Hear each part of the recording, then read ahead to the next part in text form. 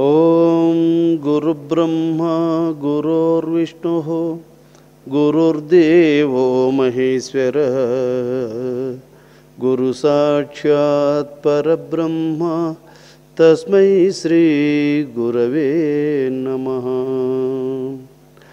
ఓం కృష్ణం కమలపత్రాక్షం పుణ్యశ్రవణకీర్తనం వాసుదేవం జగద్యోనిం నౌమి నారాయణం హరిం. ఓం నమో బ్రహ్మాదిభ్యో బ్రహ్మ విద్యా సాంప్రదాయకర్తృభ్యో వంశ ఋషిభ్యో మహాభ్యో నమో గురుభ్యః.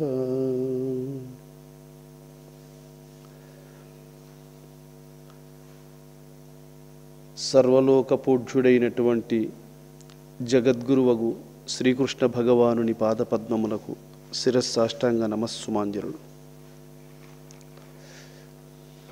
ఈరోజు మనం శ్రీకృష్ణ భగవానుడు రుక్మిణీ అమ్మవారికి ఉపదేశించినటువంటి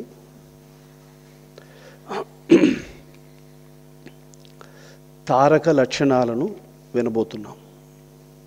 జగద్గురు అయినటువంటి పరమ పూజ్యుడగు శ్రీకృష్ణ భగవానుని పాదపద్మములను ఆశ్రయించి మహాపతివ్రతా శిరోమణి సద్గుణముల రాశి అయినటువంటి రుక్మిణీదేవి తారక మంత్రమనగా ఎట్టిది, ఆ తారక మంత్రోపాసన బలమెట్టిది, తారక మంత్రము ఉపాసించినటువంటి మహాత్ములకు ఎటువంటి ఫలితాన్ని అనుగ్రహిస్తుంది, ఈ వివరాలను నాకు చక్కగా వివరించు అని తన భర్త అయినటువంటి శ్రీకృష్ణ పరమాత్మను ఆశ్రయించి అడుగగా, దేవదేవుడైనటువంటి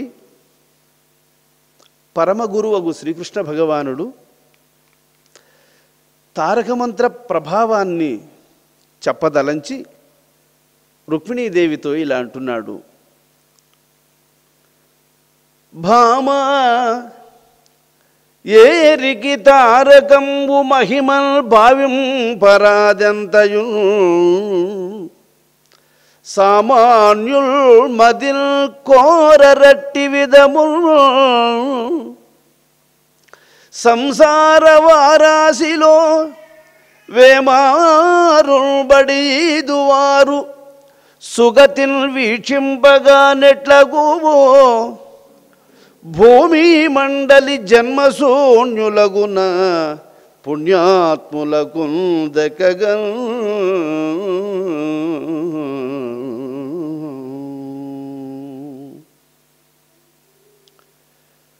పతివ్రతలలో శ్రేష్ఠురాలైనటువంటి ఓ రుక్మిణి పరబ్రహ్మస్వరూపమైనటువంటి ఆ తారక బ్రహ్మమును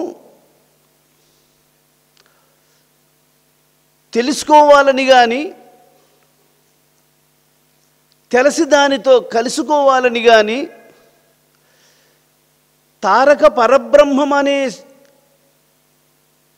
భగవత్ స్వరూపమును ఉపాసించాలనేటువంటి ఆలోచన కానీ ఈ సంసారం అనే సాగరములో పడి మునిగి తేలుతూ ఉన్నటువంటి మానవులకు దాన్ని తెలుసుకోవాలనే ఆలోచనే ఏర్పడదు. ఎందుకంటే సహజంగా వాళ్లకు ఈ ప్రపంచమే శాశ్వతంగా, ఈ స్వరూపాలే శాశ్వత స్వరూపాలుగా భావించి జీవనాన్ని కొనసాగిస్తూ ఉన్నటువంటి వాళ్లకు తారక పరబ్రహ్మమును తెలుసుకోవాలని కానీ తెలిసి దాన్ని ఉపాసించాలని కానీ దాని ఉపాసనా బలము చేత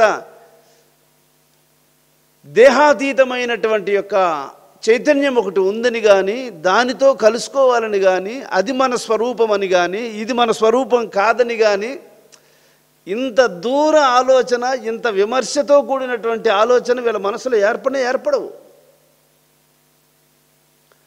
అందువల్ల వాళ్ళు ఈ సంసారం అనేటువంటి సముద్రంలో మునుగుతానే ఉంటారు.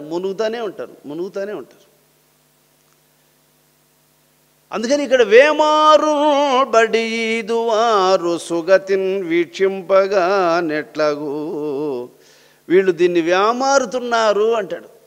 వ్యామారడం అంటే ఏమి?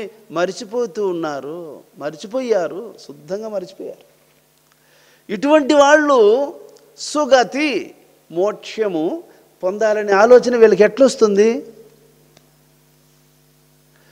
ఇది కాదు అనుకుంటే ఇంకొకటి ఏది అనే ప్రశ్న ఏర్పడుతుంది. ఇదే అనుకొని ఉండేటప్పుడు ఇంకా ప్రశ్న ఎట్లా ఉదయిస్తుంది?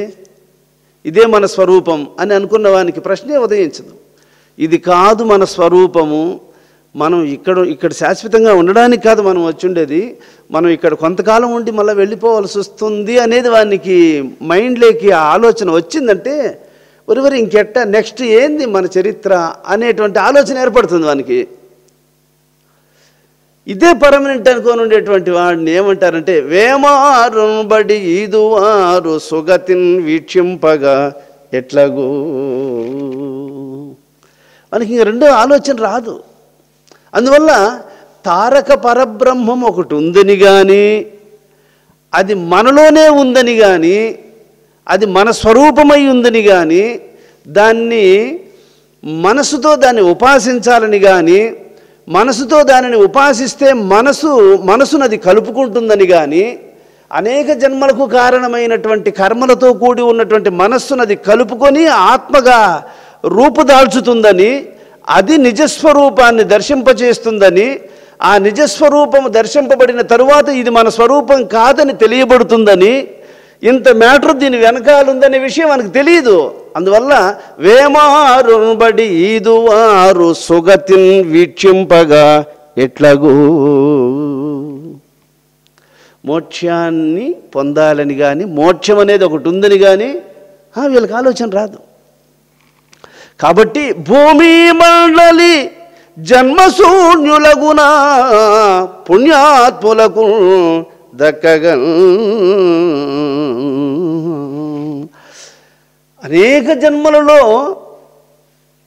పుణ్యాన్ని ఆర్జించుకొని వచ్చుంటారే వాళ్ళు తిరిగి జన్మకు రానటువంటి పునరావృత్తి రహితమైనటువంటి మోక్షాన్ని సాధించడం కోసమే ఈ లోకముల్లోకి వస్తారే, వాళ్లకు మాత్రమే దీన్ని తెలుసుకునే అవకాశం, తెలుసుకోవాలనే ఆలోచన, తెలియజేయదగినటువంటి గురువు, తెలుసుకోవడానికి తగిన వనరులు సన్ని సమకూరి ప్రారంభిస్తాడు, దాన్ని అందుకునేస్తాడు. తారక మహిమను చెప్పెదా నారీమణి వినుము నీవు, నయమొప్పగా ఆ తారకము జనన మరణ నివారక మది శోకమోహవర్జిత మరయన్.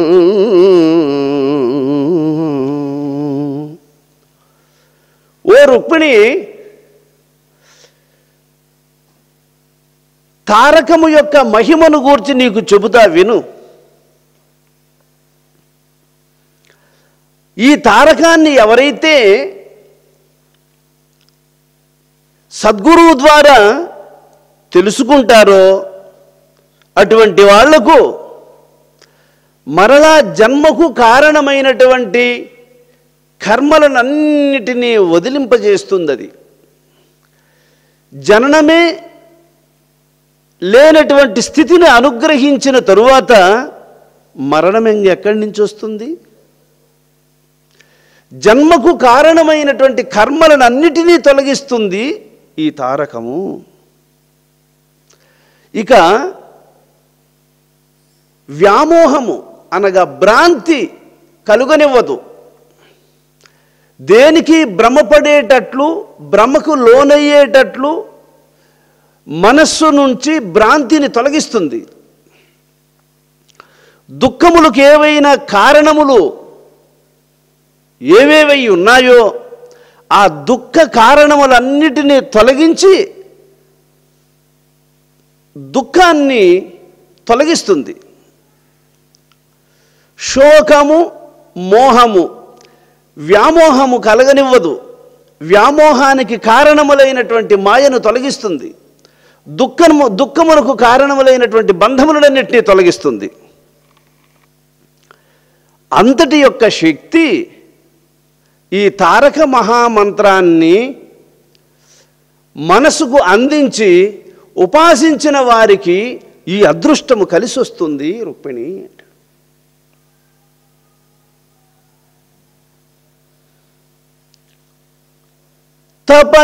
తపజపార్చనాది దాన తీర్థ వ్రత క్రతు కులాశ్రమాది మత పురాణ వేద శాస్త్రములకు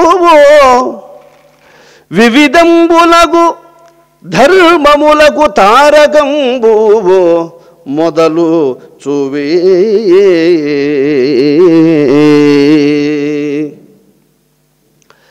తపస్సు చెయ్యాలి అనుకుంటే తారకము యొక్క సహాయం ఉంటేనే తపస్సు ప్రారంభించడానికి వీలవుతుంది.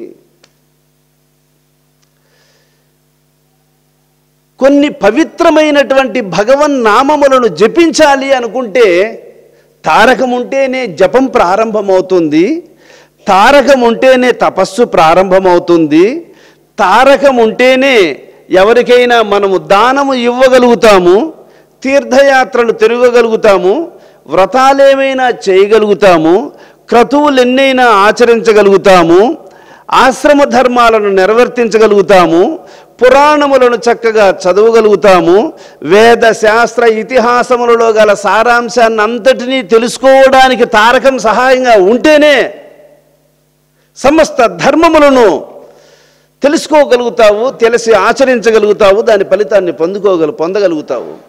తారకం అనేదే లేకపోతే తపము లేదు, జపము లేదు, దానములు లేవు, వ్రతములు లేవు, క్రతువులు లేవు, పురాణములు చదవడం లేదు, వేదశాస్త్రములను గురించి తెలుసుకోవడం లేదు, ఏ ఒక్క ధర్మాన్ని ఆచరించేది ఇంకా సాధ్యమే కాదు. ఏ ఒక్కదానిని నువ్వు ఆచరించాలనుకున్నా ముందు తారకం ఉంటేనే తప్ప నీకు జీవనం, నీకు బ్రతికే లేదు. నువ్వు భూమి మీద బ్రతికి ఉన్నావు అంటే నీ బ్రతుకునకు కారణం ఆ తారక పరబ్రహ్మమే.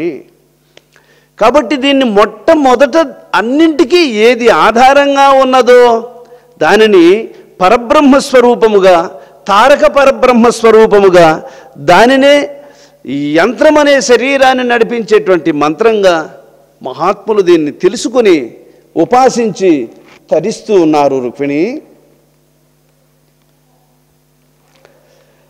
తారకము సాధులకు గను చేరువయగు సర్వమునకు చేరుగడయగు దారుని వేరులకెల్లను వారది చందంబుగా వారి జగంది.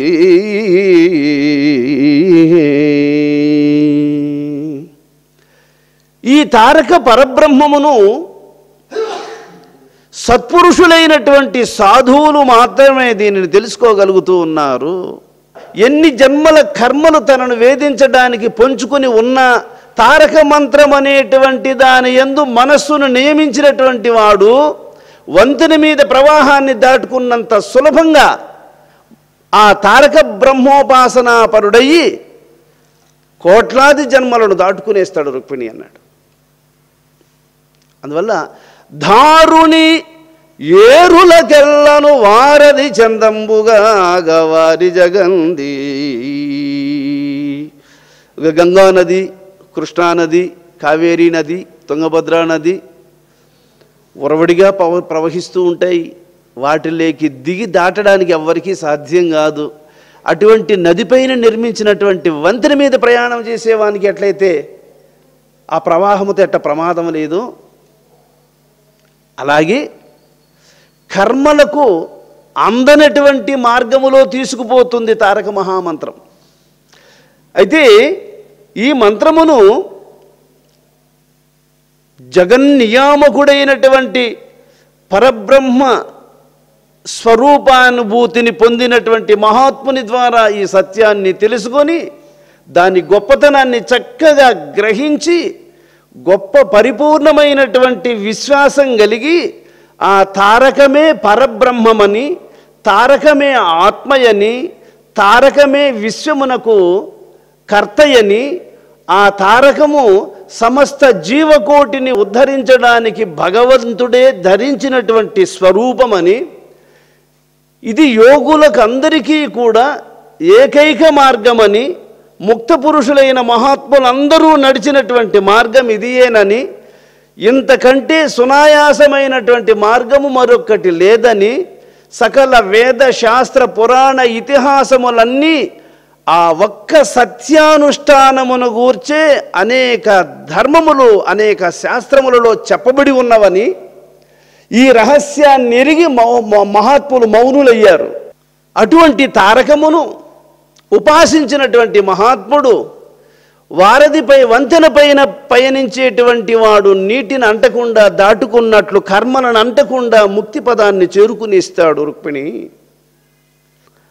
హరిహిరణ్య గర్భు అమర దిక్పాలకు ఎన సుధాకరాద్యులనిల శంభులాది తారకంబే ఆడించు సర్వంబునకును తారకంబే నాటకంబు.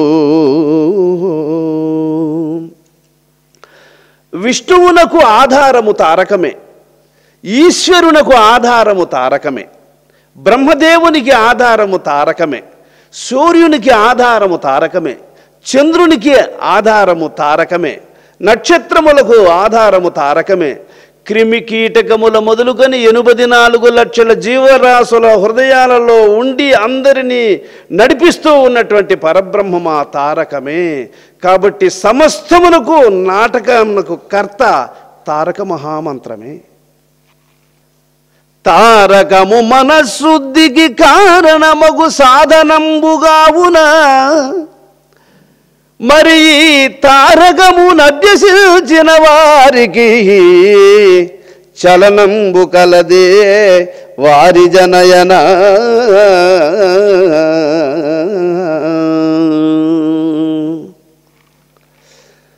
బలీయమైనటువంటి మహాశక్తి మనస్సు.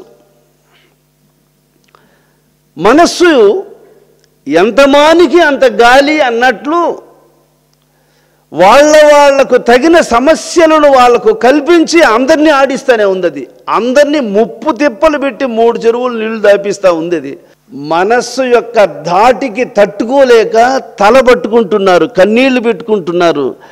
ఏం చెయ్యాలనో దిక్కు తెలియక ఏమి తన బాధలు ఎందరికి చెప్పుకున్నా తీర్చేవాళ్ళు లేరు అన్నట్లు అందరినీ ఆడిస్తూనే ఉంది మనస్సు. అది సింహము. ఎవరు ఎదురుగా పోతే వాళ్ళంతా ఎదిరించేస్తున్నట్లే, దానికి ఎదురుగా ఎవడు పోలేడు. అటువంటి దాని నోట్లో పడినటువంటి వాడిని విడిపించగలిగి సత్తా కలిగిన వాడు ఎవడు ఉండడు. ఇంకా మనస్సు అట్లాంటిది, దాని నోట్లో పడి ఉంటారు ఈ సృష్టిలో గల జీవులందరూ. దాన్ని విడిపించగలిగినటువంటి సమర్థుడు గురువు ఒక్కడే, ఆయన ఒక్కడే, ఆయన తప్ప సమర్థుడు మరొక్కడు లేడు. కాబట్టి తారకము మనశుద్ధికి కారణము. తారక మహామంత్రము మనం ఇందాక ఒక మాట చెప్పుకున్నాం, సింహము నోట ఉన్నవాణ్ణి విడిపించడానికి ఇంకొకరికి సాధ్యం కాదు. చూసారా, సింహముతో సమానమైనది మనస్సు. మృగరాజు సింహము, సింహమును భయపెట్టగలిగిన జంతువు ఇంకొకటి లేదు, అటువంటిది సింహం. మనస్సు అట్లాంటిది. మనస్సు కంటే బలీయమైనటువంటి శక్తి మరొక్కటి లేదు. మనస్సును స్వాధీనము చేసుకోదగినది ఏదైనా ఒకటి ఉందా అంటే దానికి తారక పరబ్రహ్మము అని పేరు.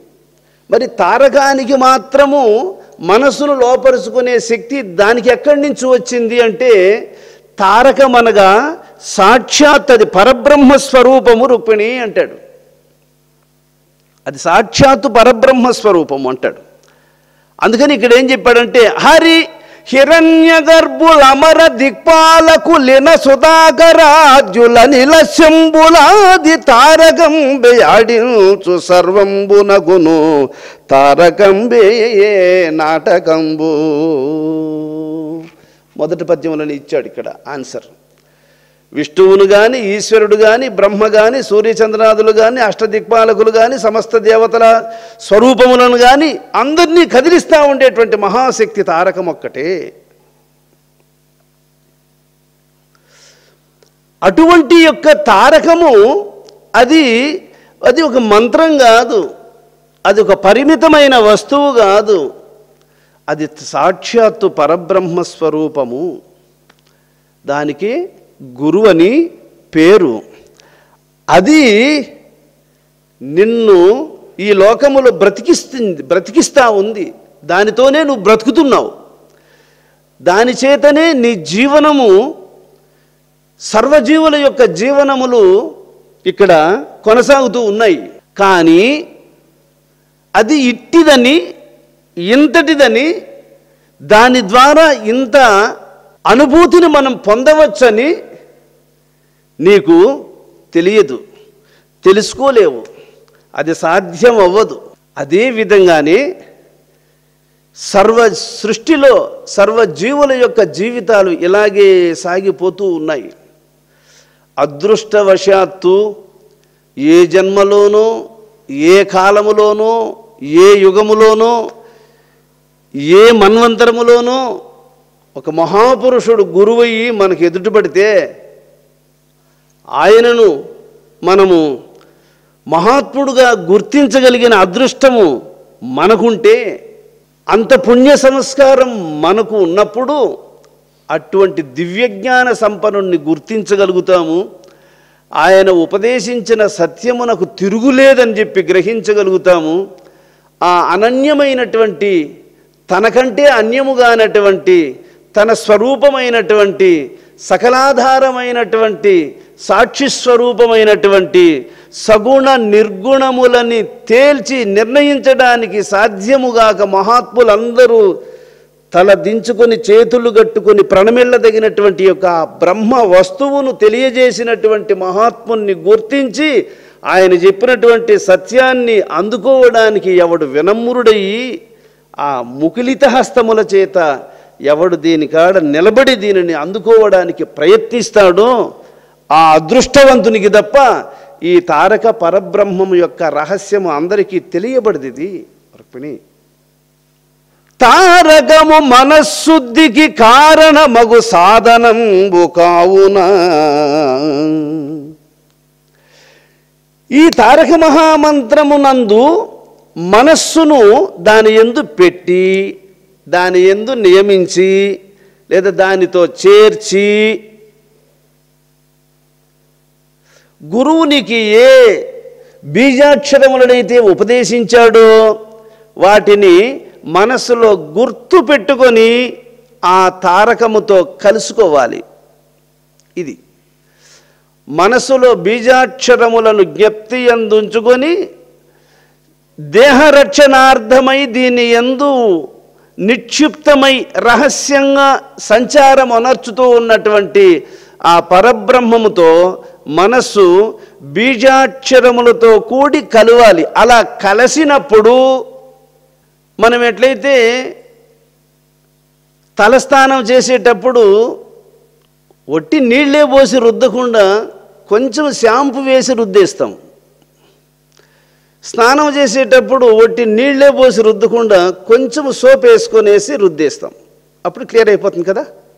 అలాగ తారక మహామంత్రమును, ఈ మనస్సును, ఈ రెండింటినీ ఒకదానితో ఒకటి చేర్చేదానికి ఈ మధ్యలో షాంపు వేసినట్లు, సోప్ వేసినట్లు బీజాక్షరాలను దాంతో కలిపి తోమినట్లయితే క్లియర్ అయిపోతుంది.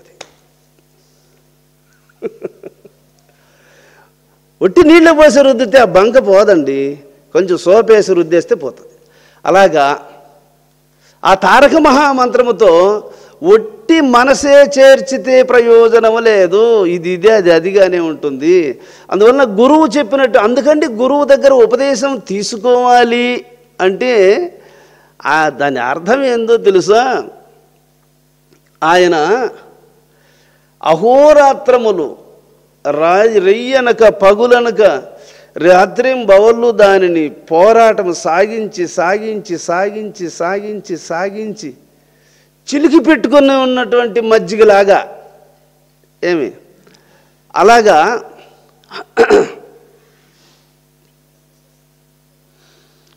సాధించి పెట్టుకొని ఉన్నాడు గనుక ఆయన నుండి పొందే ఉపదేశము ప్రతి ఒక్కరిని సాధ్యమైనటువంటి మార్గములో నడిపించేస్తుంది. అందుకని సాధనా సంపత్తి కలిగినటువంటి వాడు, తపస్సంపన్నుడు, జితేంద్రియ చక్రవర్తి, వేదసారమెరిగిన వాడు, గుణవంతుడు, బుద్ధిమంతుడు, ధైర్యశాలి, భగవద్విశ్వాసము గలవాడు, పరిపూర్ణమైనటువంటి గురుభక్తి కలిగినటువంటి వాడు, భగవంతుని విషయంలో ఎక్కడ డౌటే లేదు, సందేహమే లేకుండా భగవద్విశ్వాసము కలిగి నడుచుకునేటువంటి మహాత్ముని ద్వారా ఈ సత్యాన్ని తెలుసుకొని ఆయన ఏదైతే ఉపదేశిస్తాడో దాన్ని మనస్సుకు ఎక్కించి తారక బ్రహ్మముతో కలిసి లాగినప్పుడు తుడిచేస్తుంది కర్మలన్నింటినీ. ఇంతకుముందు చెప్పాను చూడండి, సోపేసి పరిశుభ్రం అనర్చుకున్నట్లు గురువు ఉపదేశించినటువంటి బీజాక్షరములతో చేర్చి మనస్సును తారక బ్రహ్మముతో కలిసినప్పుడు మనస్సు పరిశుద్ధమవుతుంది. తారకంబు త్రిగుణ తాపంబులను బాపు ఈ క్షణముల మాపు ఎల్ల వాసనలను చంపజేయువో అది సద్వర్గమును గెంటూ నడచు వ్యసనముల మదాష్టకంబు.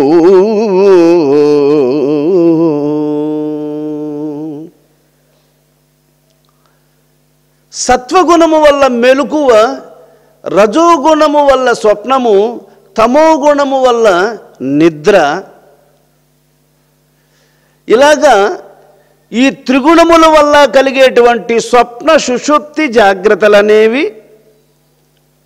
ఇక ధనేషణ, దారేషణ, పుత్రేషణ అనేటువంటి ఈషణత్రయములను, లోకవాసన, శాస్త్రవాసన, దేహవాసన అనేటువంటి వాసనలను, కామ, క్రోధ, లోభ, మోహ, మద, మత్సరములనే అరిషడ్వర్గాలను,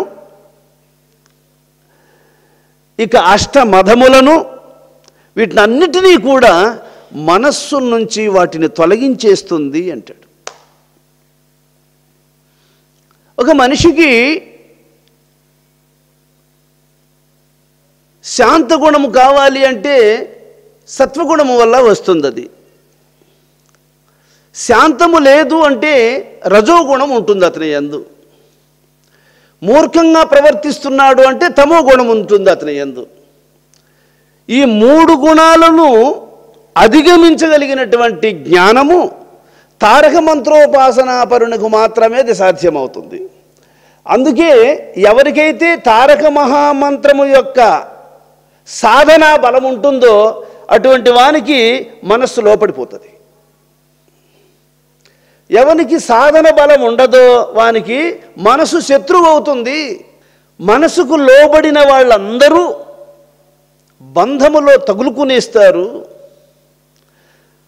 మనస్సును లోపరుచుకోదగినటువంటి మార్గాన్ని మహర్షులు మనకు ఉపదేశిస్తున్నారు. కాబట్టి ఆ సత్యాన్ని రుక్మిణి మనం తెలుసుకోవాలి. తల్లి తండ్రి గురు బంధు తరుణి గోపాలక హత్యలను మిగుల నఘములైన కడగి పెక్కురు అన్యకాంతలాడిన కామాందమను మహాకలుషమైన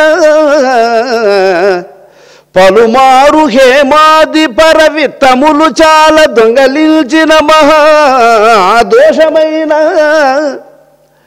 జిహ్వానృతాది పాపములైన వేమారు సురను గ్రోలిన ఘోర దురితమైన ఇంకా ఎటువంటి పాపంబులిల నొనర్చు పాతకులనైనా తారకం బందిరేని నిఖిల కలుషంబులను బాపి నిముషమునకు ముక్తి నొందంగగలరింతి ముదముతోడ.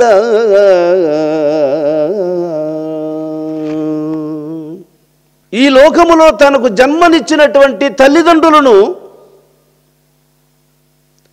వేధించడం మహాపాపం. విద్య చెప్పిన గురువును కన్నీళ్లు పెట్టేటట్లు వారిని బాధించడం, పశువులను నిష్కారణంగా కొట్టడం, స్త్రీలను కొట్టడం, శిశుహత్య, గోహత్య, బ్రాహ్మణ హత్య ఇటువంటి పంచమహాపాపములను చేసినటువంటి దోషాలను, కామాంధుడై వావి వరసలు లేకుండా చేసినటువంటి దోషములను, అనేక దొంగతనములు చేసి పరుల సొత్తులను అపహరించినటువంటి మహాపాపాలను, నిరంతరము అబద్ధములు మాట్లాడేటువంటి లేదా పరుషములను మాట్లాడేటువంటి యొక్క దోషములను, ఇంకా అంతెందుకు రాత్రింబవళ్ళు డ్రింక్ చేసి ఇతరులను నిరంతరము వేధించేటువంటి పాపములు, ఇవన్నీ కాకుండా ఇంకా ఎటువంటి పాపంబులిల నొనర్చు పాతకులనైనా తారకం బందిరేని. ఇటువంటి ఇప్పుడు చెప్పినటువంటి పాపాలన్నీ చేసి పాపాత్ముడై ఉన్నటువంటి వాడు ఈ తారక మహామంత్రమును తెలుసుకున్న తరువాత అహోరాత్రములు పట్టుబట్టి దానిని ఉపాసించాడా, నిఖిల కలుషములు నిముషమునకు బాసి ముక్తి నొందంగగలడు ఇంతి ముదముతోడ. దీన్ని తెలుసుకోవాలోయ్. దానికి వెంటనే ఏం చెప్తున్నాడు? అతి దుష్కృతములు చేయుచు సతతము వాల్మీకి బోయ జన్ముడయ్యువో గత జన్ముడగుట ఎరుగవే సతీ తారక ధనము వలన చర్చింపగన్.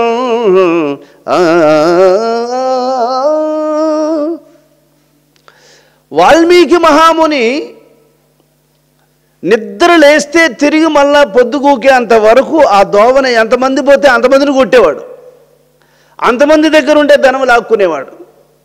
ఇలాగ జీవితమంతా ఇలా బతికినటువంటి వాడు ఆయన. ఇలా ఆయన చేసిన పాపాలకు మితం లేదు. కొండలు కొండలుగా పాప రాసులే కుప్పబోసుకున్నాడా అన్నట్లుంది ఆయన మనసులో పాపరాసులు. అటువంటి వాడు అదృష్టవశాత్తు నారద మహాముని ద్వారా ఈ తారక మహామంత్రాన్ని తెలుసుకొని ఎప్పుడైతే ఆ మంత్రం చెవిలో పడిందో అక్కడనే పద్మాసనం వేసుకొని కూర్చొని రాత్రింబవళ్ళు 12,000 సంవత్సరాలు తపస్సు చేసి భగవద్ దర్శనాన్ని పొంది భగవంతుడైనటువంటి ఆ నారాయణమూర్తి భూలోకములో అవతరించి పాపభారాన్ని తగ్గించాలనేటువంటి సంకల్పముతో శ్రీరాముడై అవతరిస్తాడని ఆయన ముందుగానే దివ్య దృష్టితో తెలుసుకొని విష్ణువు రాముడుగా పుట్టక మునిపే రాముడుగా పలానప్పుడు అవతరిస్తాడని, పలానా సమయానికి ఆయన వనవాసానికి వెళుతాడని, పలానా సమయానికి ఆయన రావణుణ్ణి వధిస్తాడని, అటు పిమ్మట అయోధ్యకు వచ్చి పట్టాభిషిక్తుడవుతాడని, ఈ విషయాలన్నీ రామచరిత్రను రామాయణాన్ని రాముల వారు పుట్టక ముందే రాయగలిగినటువంటి మహాజ్ఞానాన్ని సంపాదించగలిగినాడు వాల్మీకి మహాముని. అంతటి దోవలగొట్టేటువంటి దొంగ అయి ఉండి కూడా ఈ మంత్రాన్ని పట్టుబట్టి సాధించిన దానివల్ల ఆ పాపరాసుల వంటి దోషాల నుండి తొలగింపబడి మరి ఎంతటి అమూల్యమైనటువంటి సందేశాన్ని లోకానికి అందించాడో చూచావా? కాబట్టి ఈ మంత్రాన్ని ఎవరైతే సక్రమంగా దీనిని ఉపాసన చేస్తారో అటువంటి వానికి ఎటువంటి దోషములున్నా తొలగించగలిగినటువంటి శక్తి దానికి ఉంటుంది. దీన్ని తెలుసుకొని కూడా దీనిని ఉపాసన చేయకపోతే వాని దురదృష్టం ఏమనాలి? వాని కర్మను ఏమనాలి? తారకంబు చేత దగ్ధంబుగాకుండు నట్టి పాపమెద్ది అవనికల్గా ఎట్టి అఘములనైన కొట్టివేయగజాలు తారకంబేయే పరమధారకంబు.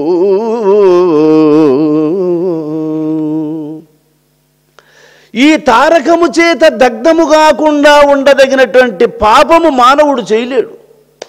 ఎటువంటి పాపాన్నైనా సరే ఇది దగ్ధము చేసేస్తుంది అంటాడు. దగ్ధము కాల్చివేస్తుంది అని చెప్పల. ఇప్పుడు ఒక తుండు, ఒక పెద్ద మొద్దు కాలడానికి కొంత టైం పడుతుంది.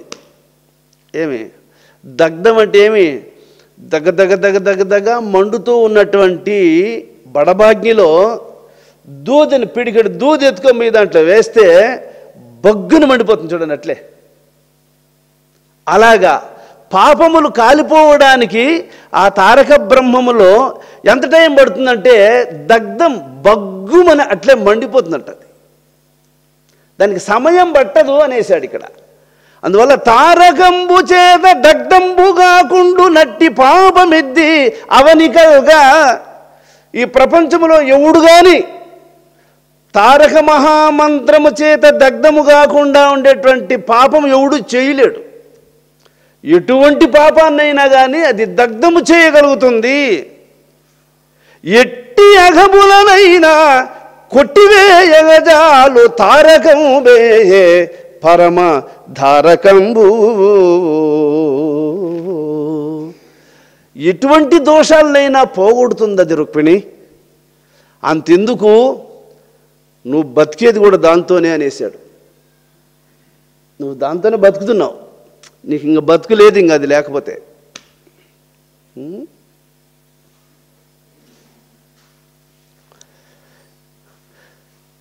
చీరగలదే యఘంబులం తారక తత్వరుల ఖగము తగగలదను నా క్రూరుల పాపము మాత్రము తారకముగి బాపలేదు తరుణిందుముకి. తారక మహామంత్రము పోగొట్టలేనటువంటి పాపం ఒకటి ఉంది. అదేదో తెలుసా? ఎవరైతే అహోరాత్రములు ఆ తారక పరబ్రహ్మమును ఉపాసిస్తూ ఉంటారే అటువంటి వాళ్లను దూషించిన, వాళ్లను కష్టపెట్టిన, వాళ్ళ మనస్సును బాధించిన ఆ పాపం మాత్రం అనుభవించాల్సిందే. దాన్ని జోలికే పోదు తారక మంత్రం. తారక పరబ్రహ్మోపాసకుడైనటువంటి అంబరీష మహారాజును బాధించాడు దూర్వాస మహాముని. కైలాసానికి పోయినాడు, ఈశ్వరుడు కాపాడినాడా? సత్యలోకానికి పోయినాడు, బ్రహ్మదేవుడు కాపాడినాడా? వైకుంఠానికే పోయినాడు, ఈశ్వరుడు కాపాడినాడా? 3 లోకాలు తిరుక్కొని వచ్చినాడు. చిట్ట చివరికి ఎవరి పట్ల ఆయన పంతం పెంచుకున్నాడో అతని పాదముల మీద వచ్చి పడే అంతవరకు అది మన్నించలేదు. అందుకని తారక పరబ్రహ్మోపాసకులైనటువంటి మహాత్ములను బాధించకూడదు, వాళ్ళ మనస్సును నొప్పి పెట్టకూడదు. ఎందుకంటే వాళ్ళు సర్వసములు, భగవంతుడే దిక్కుని నమ్మి జీవించేవాళ్ళు. భగవదు ఉపాసన తప్ప రెండవ దాని మీదకి మనస్సు పోనివ్వరు. గొప్ప నియమవంతులు. ఈ లోకములో ఎవ్వరికీ అందరానటువంటి మార్గాన్ని అందుకొని మనస్సును నియమించి ఆ మార్గములో మనస్సును నియమించినటువంటి మహాత్ములు వాళ్ళు. అస్సలు దేవతలే వాళ్ళను తలుచుకుంటే చేతులెత్తి నమస్కరిస్తారు. అటువంటి సత్యనిష్ఠాపరులైనటువంటి మహాత్ములను విమర్శించడం, వాళ్ళను నొప్పించడం ఎవ్వరికీ తగదది. ఒకవేళ ఎవరైనా అలా చేశారు అంటే దాని ప్రతిఫలం వాళ్ళు అనుభవించాల్సిందే తప్ప దానిని తారక మంత్రోపాసకుడైనా అది వదలదు. తారక మంత్రోపాసకుడు ఇలాంటి పని కూడా చేస్తాడా? చెయ్యడు. అయితే తారక మంత్రాన్ని తెలుసుకుని దానిని ఉపాసించకుండా ఏదో కొంతకాలం ఉపాసించి పరిపక్వ దశకు రాకమునుపే దానిని పక్కన పెట్టి అహంకరించేవాడు అని దాని అర్థం. దుర్వాసుడేమి సామాన్యమైన దోవన పోయే వ్యక్తి కాదు. ఆయన కూడా కొంతకాలం తపస్సు చేసిన వాడే, గొప్ప తపస్సంపన్నుడే. ఏమి మరి అంతటి వానికి ఈ బుద్ధి ఎందుకు పుట్టింది అంటే, అదేనండి ఇక్కడ ఒక నిప్పు దానంతటా అదే ఆరిపోతే ఆ నిప్పు పూర్తిగా విభూతిగా మారుతుంది. అర్ధాంతరంగా ఆరిపోయింది అనుకో, నిప్పు ఏమవుతుంది? బొగ్గు అవుతుంది. దానంతట అదే చల్లారిందంటే ఆ నిప్పు పూర్తిగా విభూతిగా మారిపోతుంది. అది ఏమి అర్ధాంతరంగా ఏదైనా ఒక కారణం వల్ల నీళ్లు పడేదైనా ఆరిపోయింది అనుకోండి, ఆ నిప్పు బొగ్గైపోతుంది. అలాగే కొంతకాలము సాధన చేసి ఏమి మనస్సు బ్రాహ్మీ స్థితిని అందుకోకదలికే సాధన ఆపేసిన వాని గతి ఇట్లా ఉంటుంది. అర్ధాంతరంలో ఆ మధ్యలోనే సాధనను ఆపేసి ఇటువంటి యొక్క పౌరుష ప్రతాపాలకు పాల్పడినటువంటి వాడు శిక్షలు అనుభవిస్తాడు. అందువల్ల అంబరీష మహారాజులో ఏ విధమైనటువంటి యొక్క తొట్రుపాటు కనపడదు ఆయనకు. అందుకే ఆయన విషయంలో భగవంతుడు సహకరించాడు. దూర్వాసుడు కోపతాపములకు లోనైపోయిన దానివల్ల భగవంతుడు ఆయనకు సహకరించకుండా పోయినాడు. కనుక తారకతత్వరులైనటువంటి మహాత్ములను ఎవ్వరూ బాధించరాదు, వాళ్ళకు అపకారము చెయ్యకూడదు. ఒకవేళ చేస్తే అది తప్పకుండా అనుభవించాల్సి వస్తుంది. ఓ రుక్మిణి, ఆ ఒక్క తప్పు తప్ప మిగతా ఏమి చేసినా ఈ తారక మంత్రం యొక్క బలముతో పోగొట్టుకోవచ్చు. తారకామృతంబు ద్రావు భక్తులకును వేరే ధర్మమొకటి కోరదగునే, కాంచెలెల్ల నొసగు కల్పవృక్షం ఉండ గచ్చపదను జేరు కరణిగాదే. తారకామృతము అంటాడు. నిరంతరము నువ్వు పీల్చుకుంటూ ఉన్నావే అదే అమృతం. ఎప్పుడు నిరంతరము పీల్చుకుంటూ ఉన్న దానిని పీల్చుకోలేకుండా ఎప్పుడు పోతావో అదే మృత్యువు. నిరంతరము పీల్చుకుంటా ఉండవే అది అమృతము, దాన్ని పీల్చుకోలేని నాడు అదే మృత్యువు.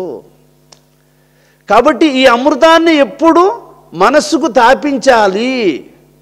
తారకామృతంబు త్రావు భక్తునకు వేరే ధర్మమొకటి కోరదగునే. నిరంతరము ఈ అమృతాన్ని ఎవడైతే తాగుతూ ఉంటాడో వాడు ఇంతకంటే మించినటువంటి అనుష్ఠానము, ఇంతకంటే మించిన పూజ, ఇంతకంటే మించిన వ్రతము, ఇంతకంటే మించినటువంటి నియమము ఇంకొకటి లేదు. ఈ మంత్రాన్ని తెలుసుకున్న తరువాత కూడా మళ్ళీ ఇంకొక నియమాన్ని పాటించాడంటే వాడు కల్పవృక్షాన్ని ఇసిపెట్టి మొండ్ల చెట్టు కిందకు పోయినట్లే రుక్మిణి. కాంచెలెల్ల నొసగు కల్పవృక్షం ఉండ గచ్చపదను జేరు కరణిగాదే. గచ్చ చెట్టుకు అన్ని చెట్లకు ఒక మోడల్లో ఉంటాయి ముండ్లు. గచ్చ చెట్టుకు 2 మోడల్లో ఉంటాయి ముండ్లు. ఒక ముళ్ళు ఇట్ట చక్కగా ఉంటుంది, ఇంకొక ముళ్ళు ఇట్ట దోటిలాగా ఉంటుంది. ఏమి ఈ చక్కగా ఉండేది పొడుచుకుంటుంది, దోటిగా ఉండేది పట్టుకుంటుంది.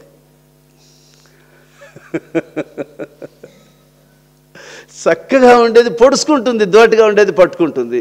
కాబట్టి పొడసను పొడుస్తుంది, పట్టుకుంటుంది. అట్లాంటి మాయకు తగులుకునేస్తాడు. ఏమి ఈ తారకామృతాన్ని తాపకపోతే మనస్సుకు ఎవడైతే తారకామృతాన్ని తాపించడో వాని మనస్సు గచ్చముండ్లకు తగులుకున్నట్టు తగులుకుంటుంది.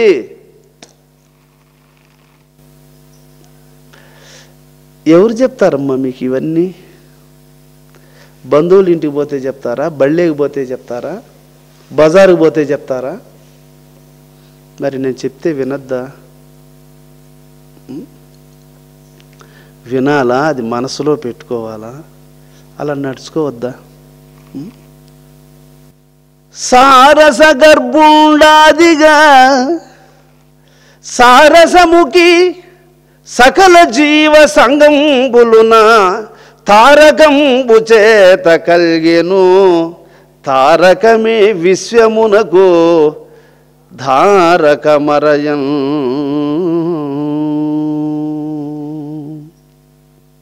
తామర పద్మము వంటి అందమైనటువంటి ముఖము కలిగినటువంటి ఓ రుక్మిణి, సకల జీవులకు ఆధారము తారకమే. ఈ తారకమే సమస్త ప్రపంచమునకు ప్రాణమయ్యింది. నాకు ప్రాణమేది తారకం, నీకు ప్రాణమేది తారకం, సర్వమానవాళికి ప్రాణమేది తారకం. అందువల్ల తారకమే విశ్వమునకు ధారకమరయం. అందరూ తారకామృతాన్ని తాగే బతుకుతూ ఉన్నారు. ఊపిరి పీల్చుకోకుండా బతికినోడిని ఎవరినో చూపించండి, ఎవరన్నా ఉంటే చూపించండి. ఇట్లా ఊపిరి పీల్చుకోకుండా ఈడు బతికినాడబ్బా, 100 ఏళ్ళు బతికినాడు అని చెప్పి ఎవరినో చూపించు. ఊపిరి పీల్చుకోకుండా 1 గంట బతికేవాడు లేడు. అందువల్ల తారకమే విశ్వమునకు ధారకం ధారకమరయం. 3 నాళ్ళు పస్తుండే వానికి ఎండిపోయిన సంగటి దొరికితే కూడా అదే వానికి పరమ ప్రసాదంగా భావిస్తాడు, కానీ కోరికలు కోరడు. అట్లాగా ఏమి ఇంతకాలం భూమి మీద బతికాము, ఏం తెలుసుకున్నాం మనం? ఏమన్నా తెలుసుకున్నామా? మనకేమన్నా అర్థమైందా?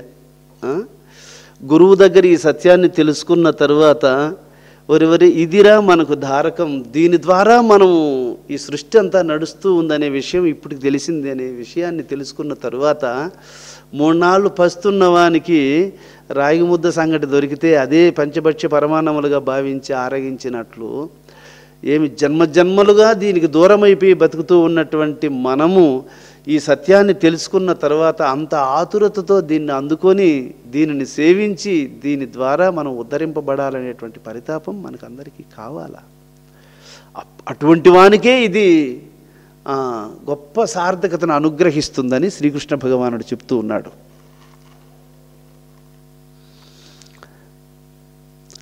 తారకము చేత రోగముల్ పారిపోవు. రోగం అనేది కర్మ వల్ల వస్తుంది. కర్మ రోగ రూపాన్ని ధరిస్తుంది. కర్మ ఒక కోణంలో కాదు, అనేక కోణాలలో కర్మ మనిషిని మనసును వేధిస్తుంది. కర్మ అనేది మనస్సు మీదనే ప్రయోగింపబడుతుంది. కర్మ అనేటువంటిది ఎందుకంటే ఒక వ్యక్తి నిద్రపోతూ ఉంటాడు, వానికి ఎంత గొప్ప వ్యాధి ఉన్నా కానీ నిద్రలో వానికి ఆ రోగం తెలియదు. నిద్ర బాగా పట్టిందంటే రోగము లోపడిపోతుంది అని అర్థం. నిద్ర పట్టకపోతేనే రోగం పైబడుతుంది. నిద్ర బాగా పట్టిందంటే ఏ జబ్బైనా సరే లోపడిపోతుంది. అలాగా నిద్రలో ఏ రోగము వాడిని బాధించదు. నిద్రలో రోగం ఎందుకు బాధించదు అంటే ఏ రోగమైనా మనస్సును ఏడిపించడానికి మనస్సుతో సంబంధం ఉంది, కానీ దానికి ఇంకొక దాంతో సంబంధం లేదు. ఎందువల్లంటే మనస్సుతోనే మనిషి పాపాలు చేస్తాడు. ఆ మనస్సుతోనే పాపములు చేస్తాడు కాబట్టి ఆ చేసిన పాపాలన్నీ మనస్సు మీదనే ప్రయోగింపబడతాయి. శరీరానికి ఒక వ్యాధి వచ్చేసింది అంటే మనస్సే కదా బాధపడుతుంది, ముక్కుతుంది, మూలుగుతుంది, ఏడుస్తుంది, దొల్లుతుంది. అందువల్ల శరీరానికి రోగములు వచ్చినా ఏమి మానసికమైనటువంటి యొక్క సమస్యలు ఏర్పడినా దీనికి అంతటికీ కూడా కారణం కర్మయే. కాబట్టి ఈ కర్మలు తొలగిపోవాలి అంటే దానికి చెప్తున్నాడు, తారకము చేత రోగములు పారిపోవు. ఏ రోగమైనా సరే తారక మంత్రాన్ని చక్కగా ఉపాసిస్తే ఆ రోగం వదిలేయాల్సిందే, వెళ్ళిపోవాల్సిందే. తారకము చేత దారిద్రతతులు బాయు.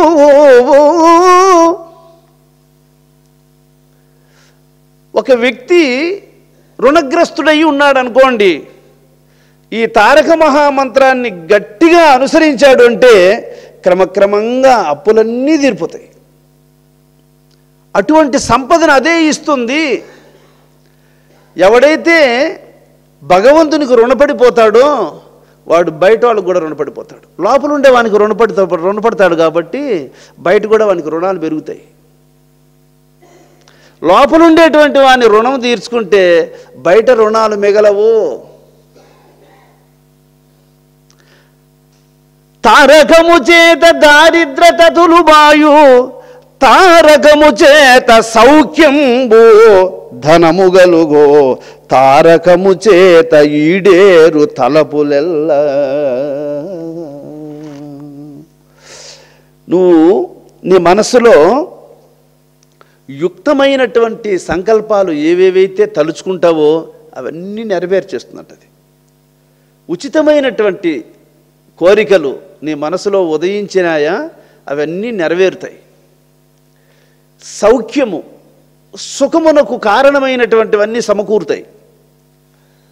ఇక జ్ఞానధనము, యోగధనము, బాహ్య వస్తువులన్నింటినీ కూడా సమకూర్చడానికి కావలసినటువంటి బాహ్యధనము వాటంతట అవే వచ్చి చేరిపోతాయి. ఓ రుక్మిణి, ధరణి దైవములెల్లా తారకంబు సమంబే, ఈప్సితంబు ప్రజల కిచ్చునెడల.